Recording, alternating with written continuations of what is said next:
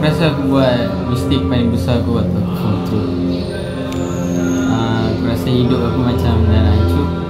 Lepas tu macam tak ada masa depan lagi. Lepas apa yang jadi kepada aku, macam what's the point in living if this is how it is now. Like damn, memang was about to forget everything in the past and it all. But akhirnya semua okey juga. Tengok ni, okey, sihat, mak ayah okey, kawan-kawan semua baik, pelajar baik, okey, everything good, everything akhirnya it worked out. So macam damn, that's just beautiful, isn't it? Memang cantik gila, indah. Walaupun buat mistake dulu, kita dapat, lepas tu kita dapat hadap, kita dapat perbaiki hidup kita, kita dapat perbetulkan jalan-jalan yang betul. Walaupun pada masa tu macam damn bro, I lost everything, macam habiskan semua.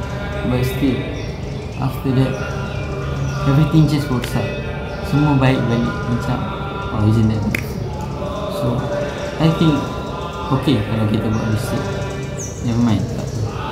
Tapi kita belajar dari mistake kita dan improve focus.